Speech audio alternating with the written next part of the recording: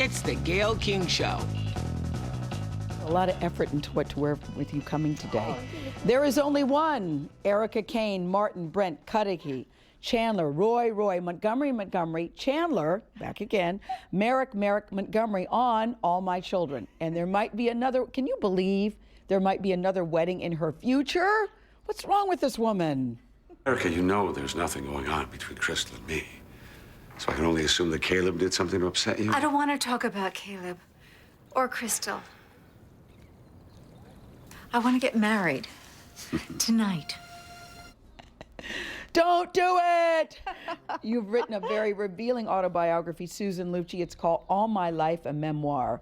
Boy, and when you walked in the room, you looked very Erica Kane-like when you walked in. Oh, I did. You did, and that's a good thing. Thank you. I am so delighted to see you because, listen, I watched All My Children for a very long time, Jenny and Greg and Jesse. Listen, so I've followed you for a long time, but I love how your book starts with, the streak is over.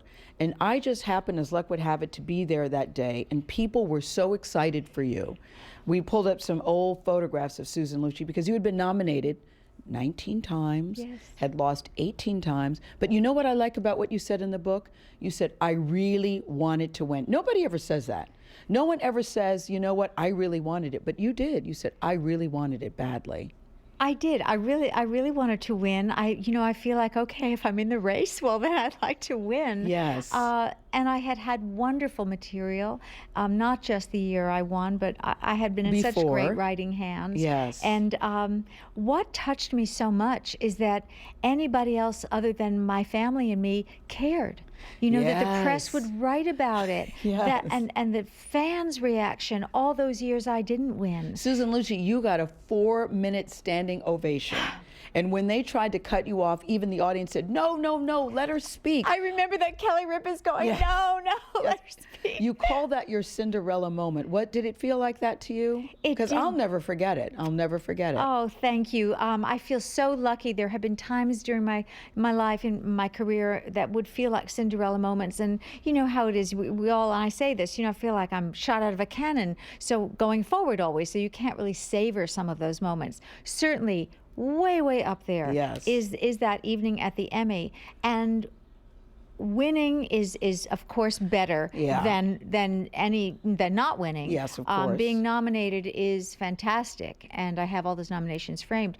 But it was a Cinderella moment. Yes, the win. But when I got up on stage and turned around and saw what you were just describing with the industry, the love for you, that people were excited for me. The love for you. That was just... How, let me ask you this, La Lucci. Where did the nickname La Lucci come from? I like that, by the way, because it's so, it really so describes you as sort of a force. La Lucci, where did that come from? Do you remember?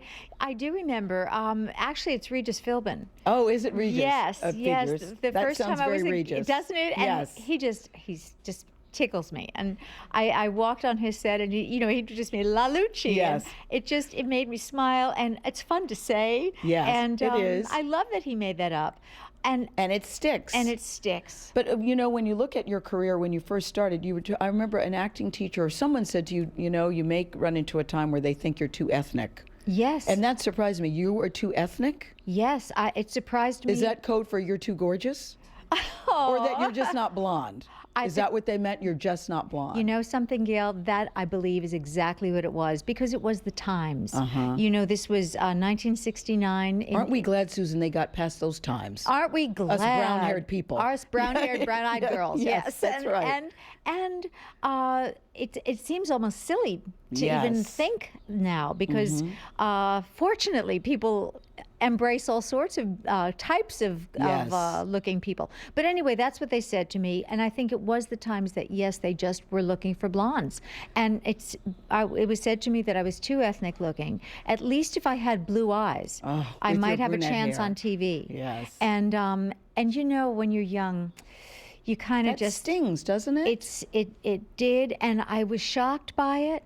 I grew up in a neighborhood where my family was one of the few that had a vowel at the end of its name, so I knew that I didn't look like a lot of the other beautiful girls in my community, and I wanted so badly to have one of those little turned up noses. I used to sit in front of the TV, and if I pushed it up while I was watching those old movies, maybe it would go. You thought you had a nose problem with that nose? Yes. Well, then you had a car accident. You had a very serious car accident when you were a teenager with your fiance at the time. RG is his name now. Because, listen, you went on to bigger and better. Well, I don't know. RG might have been a nice guy, but it worked out for you. Yes. So you had a very serious car accident that was so damaging that they didn't even want you to look in the mirror. It's hard to believe looking at your face now. Oh, thank you. Yes, we were driving on the Long Island Expressway going into the city on a Saturday night, and I pointed out something I thought he should look at on the left-hand side, and he did. Never good while driving, Not Lucci. good. No, I learned my lesson.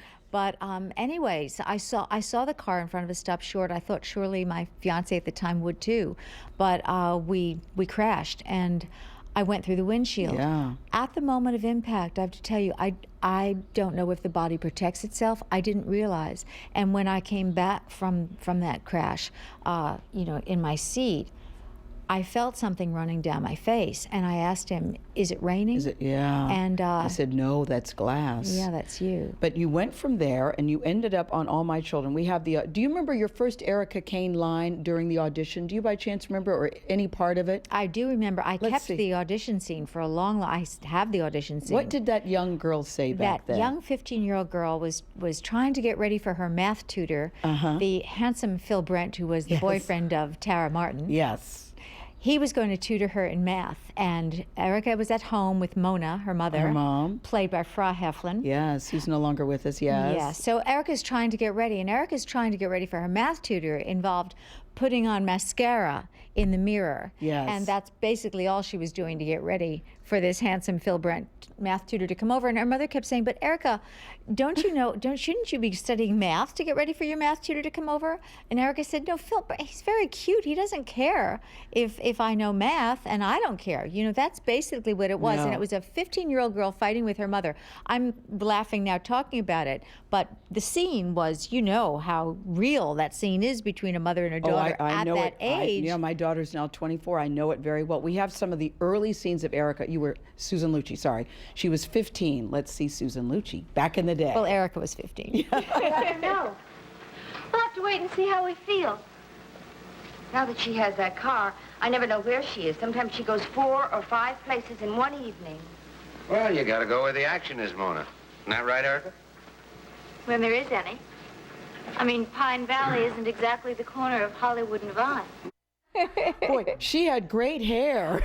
They used to tease my hair. Yes. And I used to think, I'm supposed to be 15. Isn't this like maybe too much? Isn't this a little large? Now, years later, I was talking about you coming on Twitter. Are you a Twitterer, by the way? Do you tweet or Twitter? A little bit, but I'm just getting into it. No, I know. So me too. I'm just getting into it. But I was telling people you were coming, and the number one question people kept saying is All My Children going off the air? Is there some rumor that All My Children is going off the air? There is apparently some rumor, Gayle. I can just tell you that the rumor is not coming from ABC.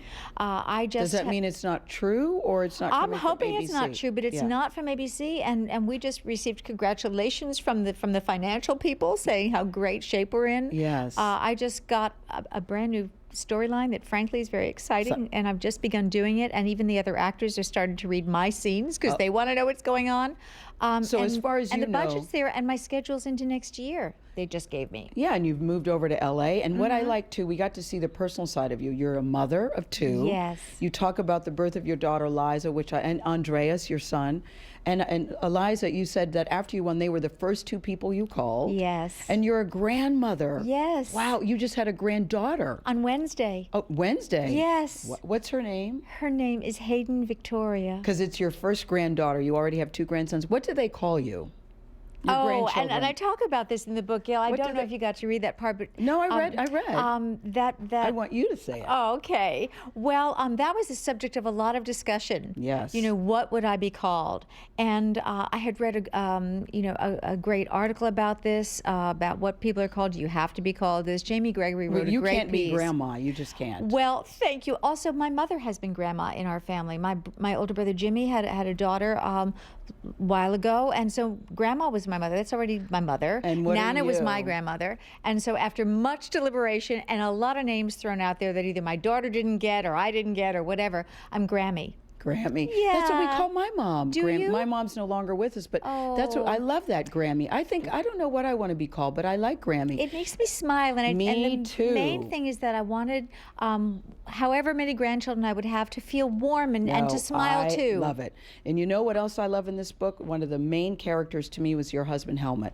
You've been married many, how long have you two been married? 41 years. 41 years. You got to love a guy on one of your initial dates. He takes off his socks and gives you his socks because your feet were cold. Yes. God, I love him. Yes. And you two, to this day, still do everything together, and you said you got to keep romance alive.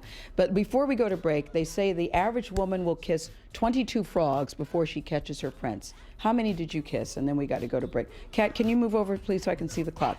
In less than 10 seconds. I had kissed enough frogs to know that this guy was the prince. Yeah. I'm still looking. I'm still kissing the frogs. We'll be right back. Thank you, Susan. Thank you.